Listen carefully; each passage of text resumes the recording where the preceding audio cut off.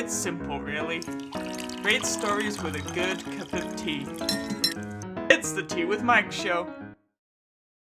Welcome to the Tea with Mike show. Today's guest is Blake Stargel, who is a real estate agent, a sports enthusiast, and an avid volunteer. Thanks for being here, Blake. How's your day going? It's going pretty good. How about yours? Thanks for having me. Yeah, you're welcome, man. I'm excited to chat. I know we've been meaning to do this for a while, so it's great that our schedules finally aligned. Do you want to start by telling everybody where you grew up? Yeah, I'm originally from Omaha, Nebraska, so the middle of the country, and moved out to California about 5 years ago. And so originally from the Midwest and made my way out to the West Coast. Fantastic. And so can you tell us a little bit about your childhood and some of your favorite memories? Yeah, absolutely. Had a great childhood. Grew up in a smaller town, Elkhorn, Nebraska, which is like a sub-city of Omaha, Nebraska, like a suburb of it. Grew up in a nice town, had a great upbringing. Just loved where I grew up. That's not where I want to be for the rest of my life, but love Nebraska, still call it home to this day, and still visit quite often as well. And all my family's there. And so why is Nebraska not somewhere where you wanted to be forever? Well, I'm a big city person. I love the hustle and bustle, and Omaha's more laid back, which nothing wrong with that, to each their own. But it's a great city to grow up in, and I just, for myself personally, for real estate especially, the opportunities weren't there that I wanted, so just knew I needed to reach out and find somewhere else. Great. And then, so for context, how big is Nebraska? Nebraska itself is under 2 million people in the whole state. Omaha itself is like, I think 500 and some thousand. So, and then I lived in a suburb of that, Elkhorn, Nebraska, which is probably 30 or 40,000 people, maybe less. Okay, just trying to put it into the big picture, because I live in a city with just over 100,000 people. So okay, yeah. So that's decent size. It's not too small. Yeah, and then back when I was living in England, I lived in a village, and there was probably only like 100 people. So it's kind of cool. Okay, that's small. They're different experiences. They have their own plus and minuses. What were some of your favorite subjects in school?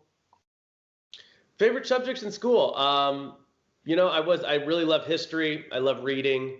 Love writing as well. So I would say English, history class. Those are two of my favorite things. Wasn't a huge fan of math, and still to this day, I'm good at quick numbers with real estate, but any long algebra, that's not for me. So I would say reading and history were my two favorite.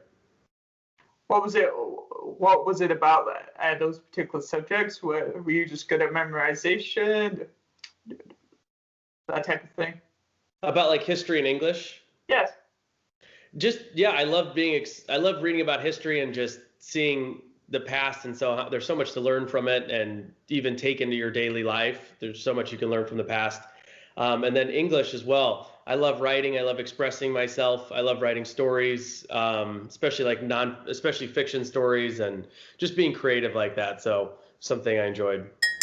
And so in your bio, you mentioned that you like hiking and playing tennis. So is that something that you've always enjoyed doing growing up, or is that something that you've got into a little more recently? So I love hiking. Tennis, I've been a fan of tennis since I was young, probably started when I was 8 or 9.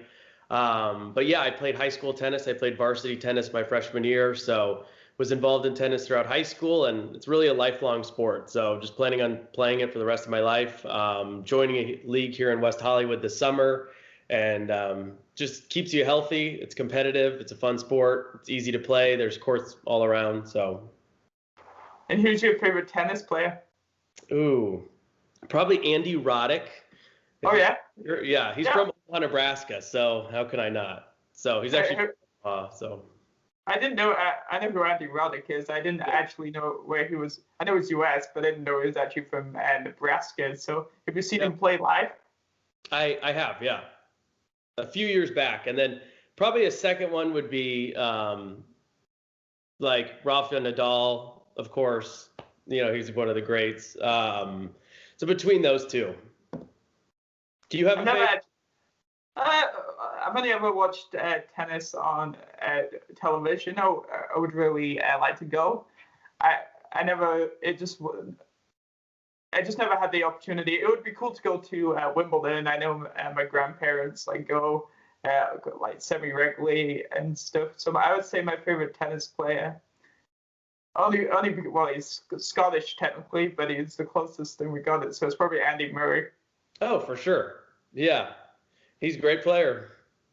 Is he? Yeah. Go ahead. No, you go ahead. No, you go ahead. Is he still playing right now? Yeah, he's still playing a little bit, but he's had obviously the pandemic, and he's had quite a lot of major injuries. So it's kind of hampered his progress. Yeah, so we learned a little bit about how you learn about history and English and reading and that type of thing. So tell us a little bit about when real estate first comes into your life, and also why did you decide to become a realtor? Absolutely. My family's been involved in construction, so while that's not real estate sales, I was able to see they renovate old historical buildings in Nebraska. So kind of got a little bit of the construction industry on that side. And then when I was 18, when I graduated, a friend of mine's mother was a real estate agent and had a big team in Omaha. And I was looking for a job, and I didn't want to do just retail or service industry. And so they had an intern position for their team, just doing paperwork and stuff. So started there and kind of fell in love with real estate. As I joined that team, I would help with showings and just do some basic things, but really fell in love with real estate from there. Knew it was something I wanted to do full time, but didn't want to stay in Omaha for it. So that's kind of what partially drove my move to the West, to California. So to get into real estate from there. But yeah, really real estate started for me right out of high school, I would say, with that internship. Can you talk to us a little bit about obviously that transition from graduating high school to going to college in Santa Barbara and then the U-turn back to Nebraska before kind of landing where you currently are in LA? Absolutely. So it was a quick. I only went to Santa Barbara for about 6 months. I just did one semester there. But that's really where I fell in love with the West Coast. Santa Barbara is such a beautiful city, great people. Just had a lot of fun there, but really knew I wanted to be in Los Angeles. On the weekends, I would drive down from Santa Barbara, and real estate's really hot in LA with all the TV shows you've probably seen. So knew I couldn't go straight from Santa Barbara to LA. So after starting school in Santa Barbara, about 6 months out of high school, then I flew back to Omaha, saved up, and then moved back out to LA about 9 months later. So what made you want to be a realtor in a very competitive market, which is Los Angeles? I love sales. I love working with people. The homes are amazing. The type of properties that I get to deal with and the people I get to deal with, I like. It's always something new every day. It's challenging, but you kind of make your own schedule. There's a lot of ups and downs with the job. You have to work, you're on call basically all the time, but there's a lot of positives. There's opportunity for growth and unlimited income potential and making your own schedule. But along with that comes with, stress of the job, having to work all the time, dealing with a wide range of people, which can be really good or it can be really bad. So, it's if you like people and you're good at talking and you like sales, it's a good profession. So I'm imagining what you just listed off are all things that you're very good at. I try to be. Every day it's a work in progress. You don't start there, but after being in real estate, almost 4 years now, I would say, you kind of it comes with experience. When you gain the confidence and you kind of hone your skills.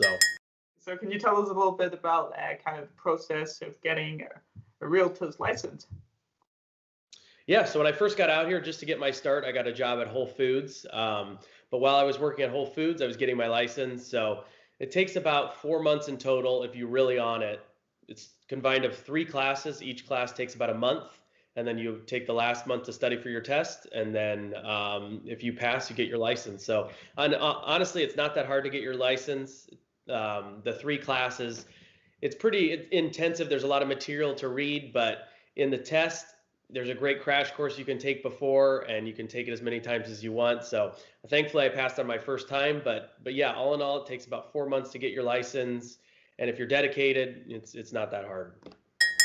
So do you think your love of reading played into kind of being successful the first time around on something that's quite reader heavy?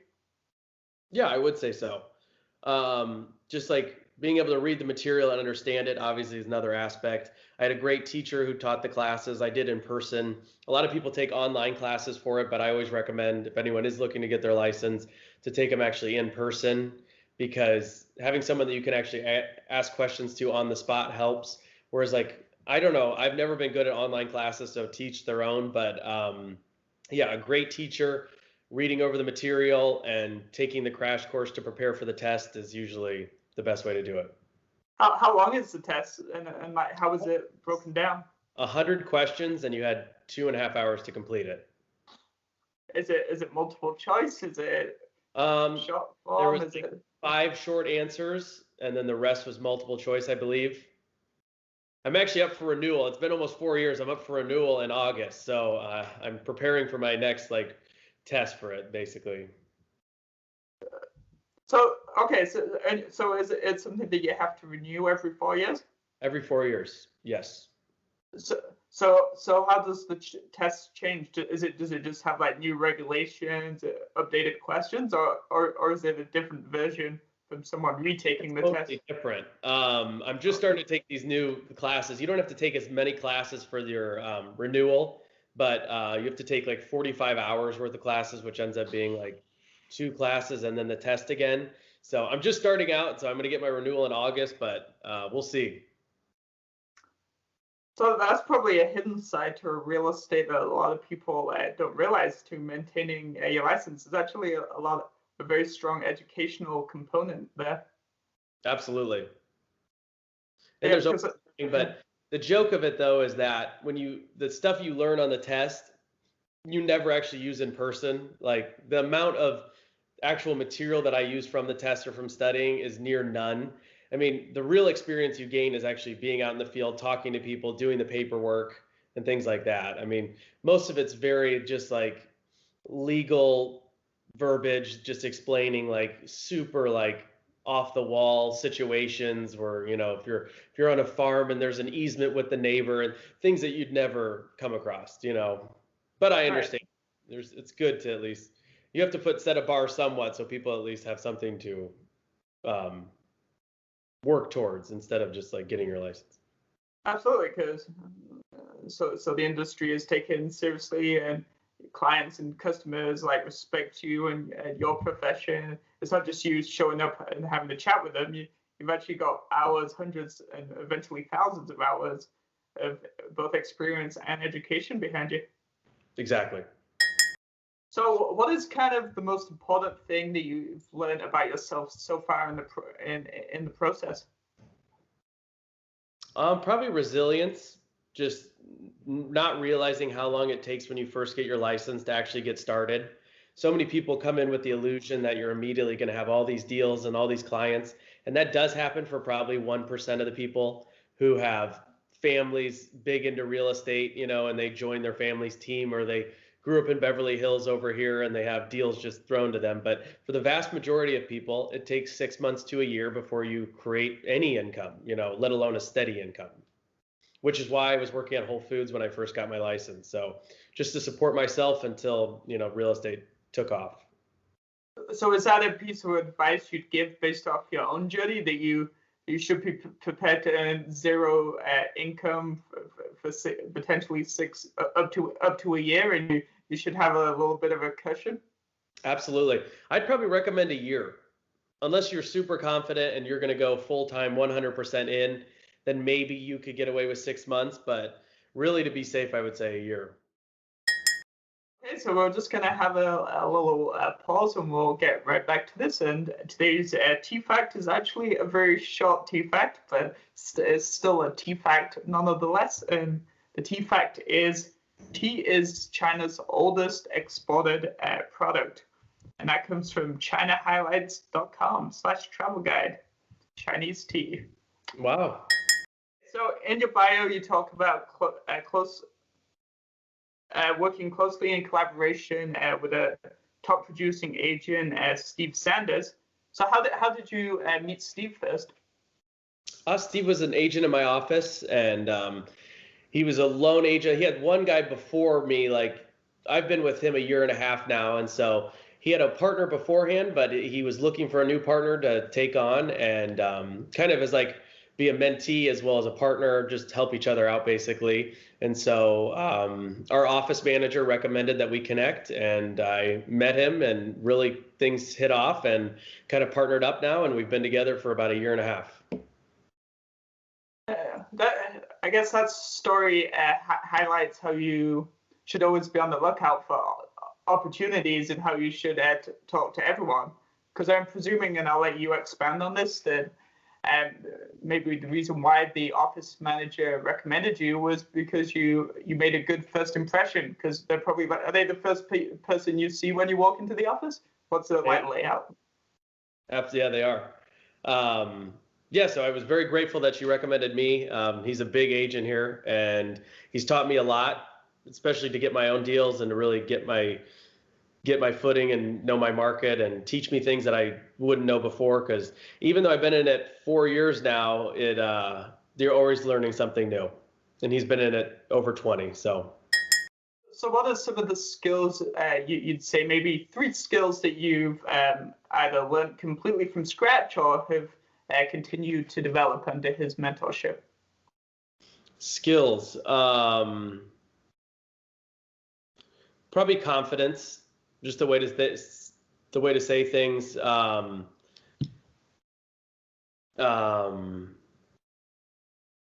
Sticking to your word and standing your ground, not getting walked over, because in this industry a lot of clients can try to take advantage of you. So something that I think he's taught me big time is that, know when to say no and know when things are too far.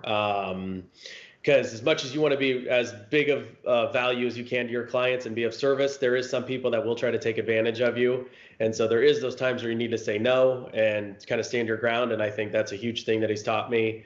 Again, back to resilience, I think he's taught me, even when the going gets tough and sometimes it seems like everything's crashing down with issues and problems with clients and deals not going through, that there's always the light at the end of the tunnel. And it seems that things come in threes, or they all come at once. So you may have nothing, and then all of a sudden you have 3 deals that close the next month. So just staying positive and staying on top of things.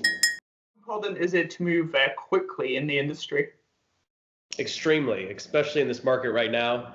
Properties are selling within 2 days sometimes. So everything is about speed now. Before it used to be like, oh, let's set up a showing and we'll go next week, and it'll be 7 days later. Like, no, it's like if a property comes on that day, like you need to see it within 48 hours, unless they have a deadline for offers. But this market, houses are flying. It's a seller's market. Houses are flying off in 2 to 3 days. So everything's about speed, being efficient, having systems in place, knowing when. So if there's a property that comes on, you've got 2 separate clients that fit this range. You need to get them in, both of them within 48 hours at separate times. So definitely speed and efficiency is like really key in this industry, especially right now.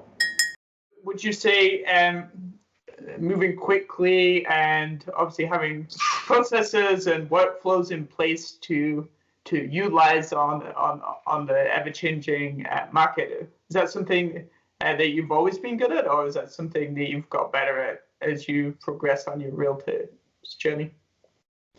I think it's something I've been good at, but definitely have really gotten a lot better at with real estate. There's so much scheduling, and there's so many things that need to fit together. So if you have 3 clients that need to go out in one day and there's 20 showings, I mean, that is intense. Like, people don't realize that trying to fit everything, and if one agent cancels this showing, then it screws up the whole list, and then you have to move everything around. So it's constantly just being on your phone, being available, and just being able to be quick on your feet to how am I going to replace this showing? How can we fix this? What properties can we add in? So yeah, it's just a skill that I keep learning every day. What do you think the key to establishing and maintaining good client relationships is? Staying in touch, always following up. I think the number one thing that agents mess up on is not following up enough, whether that be sending out a birthday card when it's their birthday, or if it's the anniversary of when they bought their home, sending out a personal card for them. Just making that personal touch, staying in contact with these people. and just providing good customer service, always being available. On my phone, I'll answer at 11 o'clock at night, or I'll answer at 6 a.m. in the morning. So just always being available, being a resource, knowing your stuff, going above and beyond, providing as much value and information as you can, and just kind of just being a resource. So, because it's really a partnership with your clients when you're finding a house. Yeah, you're sending the properties and everything, but you're also, it's like a matchmaking game, you know, they have their expectations, and so it's kind of a dance. So it strikes me that you have to be very passionate and hungry to get into the real estate game, especially as you're basically on call all the time, like you just said, 11 p.m., 6 a.m., Sunday morning. You know, how do you handle the constant, I guess, like pressure and stress of what you do? Meditation and working out, honestly. I meditate in the morning for 10 minutes every morning, and I try to work out 5 or 6 times a week. So those are big stress relievers for me.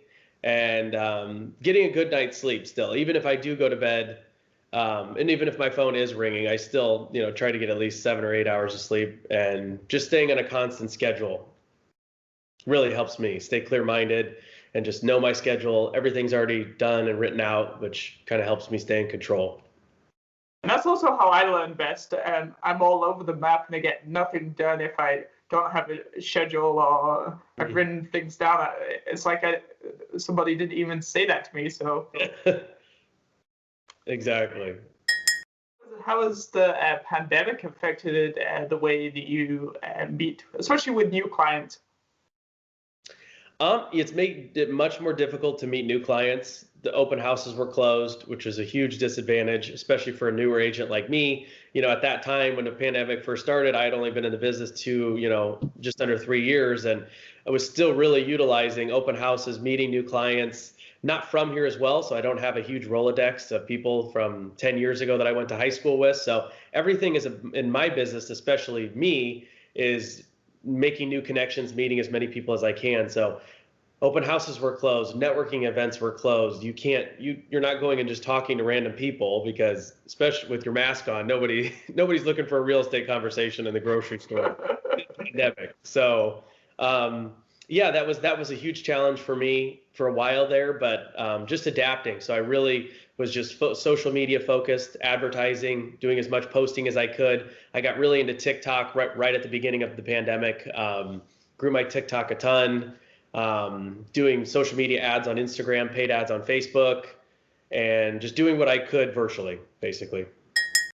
And obviously, and you can expand on this, being flexible and also adapting and moving quickly is very key in your industry to surviving. And so how did you come up with all of these different ideas? Did you see other people doing it, or do you do a lot of research to stay current? I think it's like just piece by piece, just seeing somebody else do something and integrating into what I do. Really, the beginning of 2020, I was really just Instagram and not really doing anything on Facebook either. So just expanding into different social medias, such as Clubhouse, where I think I met you on. So Clubhouse, TikTok, and then those are probably the 2 new ones during the pandemic that I really picked up on. And then Facebook and Instagram as well, but just finding new avenues to meet new people. Obviously, don't need to know the details because that's private, but have these strategies paid off for you? Has it helped you develop new client relationships and maybe even won you some work? Absolutely. I would say, yeah, I'm getting quite a few things through Instagram as my main thing. TikTok, I don't see as much of my views and stuff turn into actual business, especially last year. I think the age range on TikTok is changing, so the demographic hopefully will go to more people who can buy homes, but so far I haven't seen much come from TikTok yet, but definitely Instagram. I've gotten, more than a handful of deals already from that. Fantastic. Yeah, I was going to say, I don't think 15-year-olds, for the most part, have the money to buy a lovely house in Los Angeles. True. Yeah. Maybe these new TikTokers, though, these famous ones. Yeah. Yeah. So unless you somehow land an influencer, right? Yeah. So the vast majority can't. But I'm sure there's also some other side benefits, though, from like always improving your game in terms of research and actually creating content. It's keeping your skills sharp, and whilst it may not land you work, it's just keeping you in that creative mode, and also teaching you that you need to be moving quickly, right? Absolutely. Yeah, and you never know what other avenues that's going to come from. So my TikTok, well, I've not gotten a ton of direct business from that. I've gotten a lot of publicity. I was in Business Insider a few months back. I was in Estate Envy, which is a real estate magazine. That was last week. So, and that's all come from my TikTok. So Oh, okay. there's just publicity wise, I feel like it's been a benefit from that. Yeah, so not actually the social media account necessarily, but yeah, the publicity. And if you hadn't created the TikTok videos, then you wouldn't have probably wouldn't have got the publicity. So it's a huge cycle. Exactly. In your bio, this is going a little bit outside of real estate. You mentioned that you enjoy volunteering with charities such as the Project Angel Food. So can you tell us a little bit more about your experiences with some of the charities that you volunteer for, and why giving back to the community is important to you? Absolutely. Project Angel Food's the main charity I work with in LA. I've done stuff, it's been 3 years where I've been with them. I try to volunteer once a month. The pandemic obviously made that a little hard. But what Project Angel Food is they basically deliver free meals to people with compromised immune systems. So people with AIDS or cancer who can't leave their home, and also maybe financially can't afford. They provide meals, hand delivered, handmade, in a very clean and sanitized kitchen. They basically make these amazing meals that are adapted to their specific diet that they need. So if they need to be low sugar, they need to be low salt or whatever based on their ailment or sickness. And so they create these amazing meals and they deliver it all around the city for free, basically, all through donations that people do and people who volunteer. So it's a great organization. They help out a ton of people, thousands of people in the LA area. So I started working in the kitchen, volunteering there, basically making meals and packaging meals. And then since the pandemic, I couldn't do the kitchen. They actually had to hire full-time chefs who could be tested every week.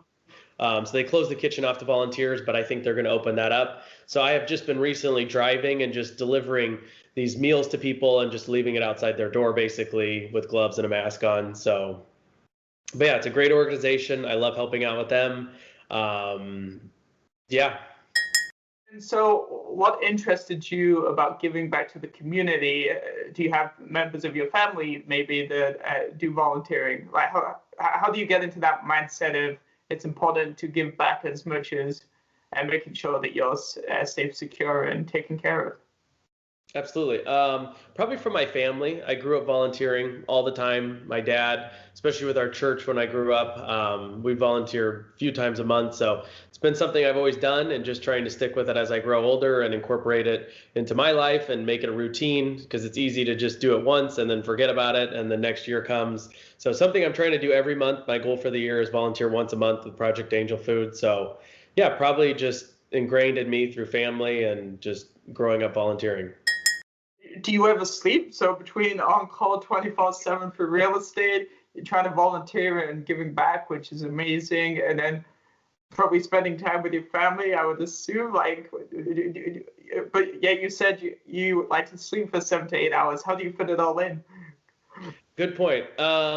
It's day by day. I mean, some days are busier than others, obviously. The thing is with real estate is we're actually busier towards the weekend and not the weekday. So you may get like a Tuesday that's slower. So I'm not working 24/7, but most of the time, yeah, it's just finding the time and adjusting the schedule as necessary. So if I do have to stay up late for a call or sending out offers or whatever, I might just sleep in a little later and turn my phone off till I wake up, till 8. Okay, so obviously you just gave the example. It might be a little slower on a Tuesday. So is that when you like, oh, if I know my Tuesday is going to be a little slower, I might go play some sports, for example? Yeah, exactly.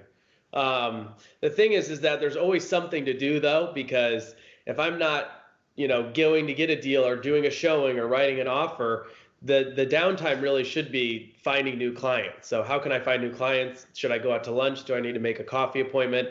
Do I need to make calls? Do I need to be posting on social media? So kind of almost forcing yourself to having some downtime, or scheduling tennis in, or scheduling an hour of, just to take off, or just saying, you know what, tonight after 7:30, I'm not doing anything. So how many hours a week? And it might change. I get that. Do you spend researching the latest trends in your industry and analyzing what's working and kind of what's not working? So that's self-reflection. Yeah, probably 3 to 4 hours a week, I'd say, of self-reflection. Reading up on real estate news. I'm subscribed to all the real estate stuff on Instagram, and I like to read about the news in general, like the Wall Street Journal. I I watch the news all the time, when I get downtime. And then real estate related, yeah, there's Inman News, which I'm subscribed to. So just staying informed on real estate, the market, how things are going, just a general overview of real estate. So one of the things earlier, as we were talking, you talked about how it's very key and important to you that you do 10 minutes of meditation every day. So how did you get started in meditation? Because I've also heard from past Teawithmike guests what meditation means to them. So kind of why is it important to you, and how does it help you get ready for your days?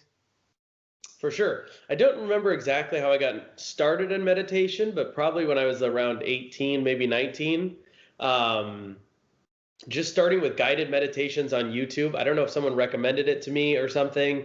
And I've kind of been interested in Eastern religions and Eastern philosophy a little bit. So Buddhism and things like that. Not that I am a Buddhist, but just had somewhat of an interest in that. I think that sparked my starting to meditate, and just got on YouTube. They've got a great guided meditations on there that are free. You can just type in 10-minute guided meditations, and they'll have these great speakers who lead you through it. And you can do different ones for feeling relaxed, or starting your morning off right, or positive affirmations in the morning. So you meditate and you say positive things like today's going to be a great day.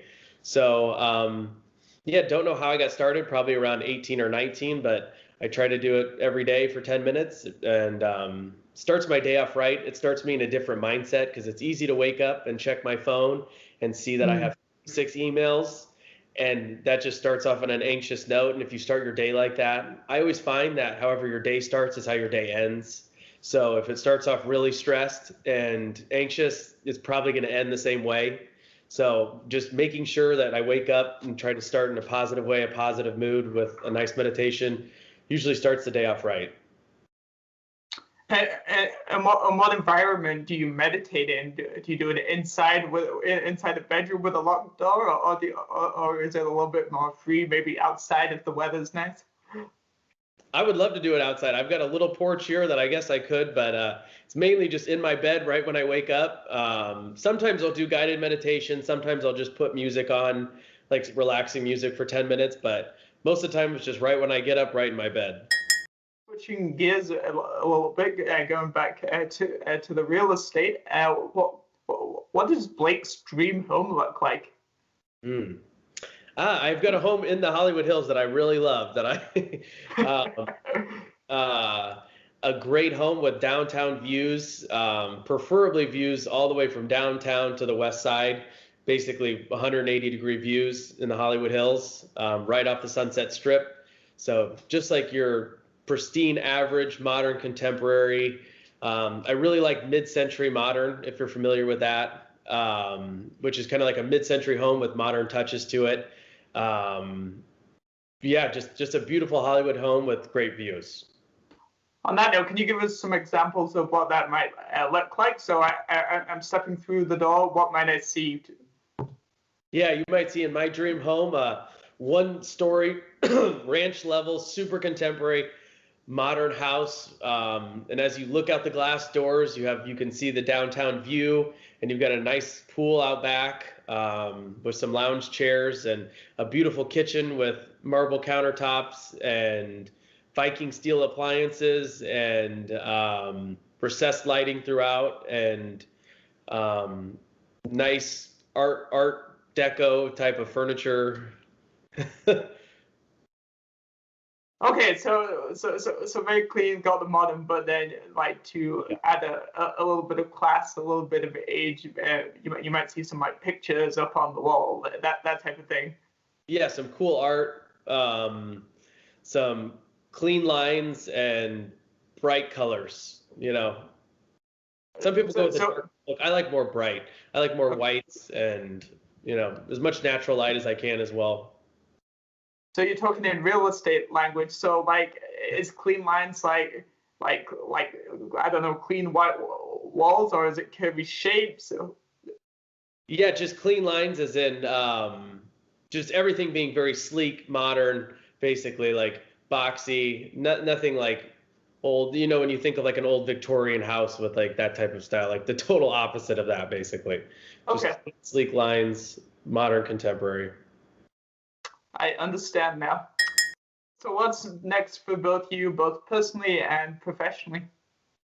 What's next for me? Just keep pursuing my real estate career, keep building my business, keep building my social media, just trying to get as much publicity as I can, which grows my business. As you see, like I would love to be, a goal of mine also would be on a real estate show. As cheesy as so many of them are, I think that's a great way to get business. It's a great way to put yourself out there. I think it'd be a fun experience. So that's one of the goals of mine. But yeah, just keep selling real estate, keep developing my craft, keep learning as much as I can, meeting as many people as I can. And yeah, and then personally, just keep bettering myself, keep reading, keep learning, keep working out, staying healthy, and learning as much as I can every day. And finally, what's one piece of advice that you would give to anyone? Now let's go. Let's say they want to get started in real estate. So what's kind of one universal piece of advice that you could apply to if you're a real estate agent in Los Angeles, you're a real estate agent in Finland, et cetera, et cetera? For sure, yeah. I would say anybody looking to get their real estate license, when you get it, if you decide to make the move and get your license, when you get your license, be prepared. Like I said, have 6 months to a year of saved up, just so if you don't make any money, at least the first few months, you've got a cushion there for you. And then also get involved with a mentor, somebody who's already been in the business a while, somebody who can teach you stuff, because you don't know what you don't know, and 99% of the stuff that's on the test doesn't teach you anything in the real world, actually. So it's easy to go out there and not feel completely lost. So when you first get your license, get connected with someone who has a ton of experience, someone who can teach you. That's, I would think, the number one thing you could do. It just came to me. We didn't actually touch on it, but that was probably a very smart thing you did, getting yourself a mentor to help you overcome some of those challenges about not knowing that many people, or like having a bunch of family and friends, like you said, in high school out in Los Angeles, who knows somebody, etc. Right? So that's maybe how you overcame some of those hurdles. Exactly. I've had a few mentors actually already.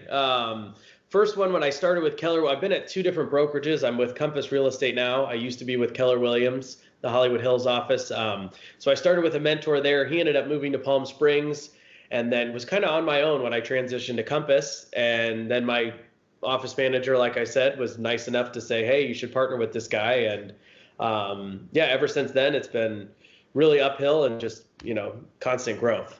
So couldn't be more grateful.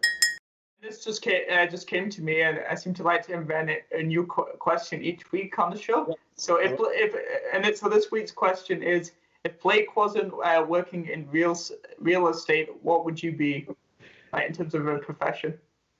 Probably sales of some sort, whether that's software sales or some type of sales profession where I work with people.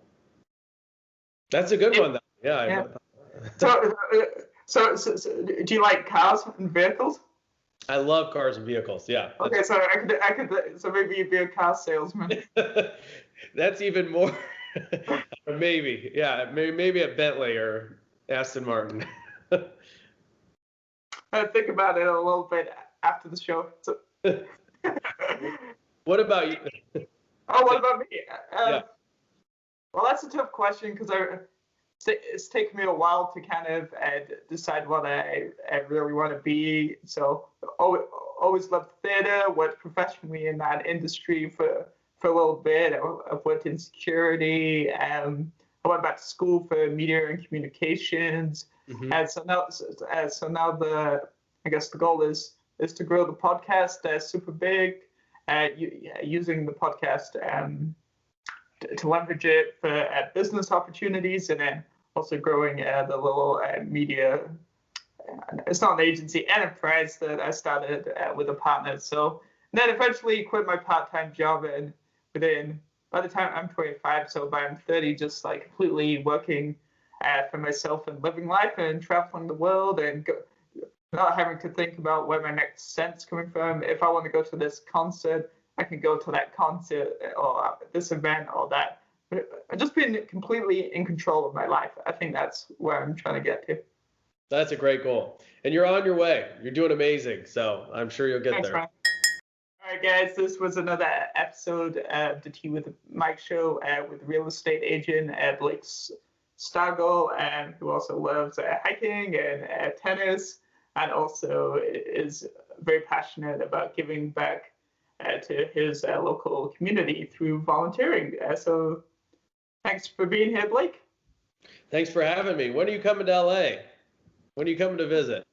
When I can afford it. How does that sound? All right, deal.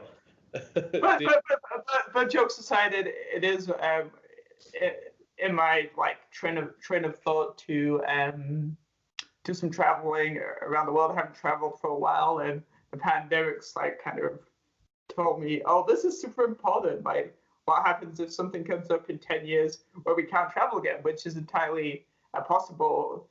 And so, yeah, a bunch of traveling. I'd like to go to the US because I've met a lot of people digitally. So I can plan a little road trip or tour across different states of the US and couch surf.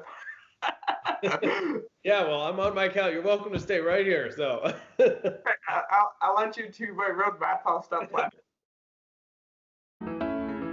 It's the Tea with Mike show.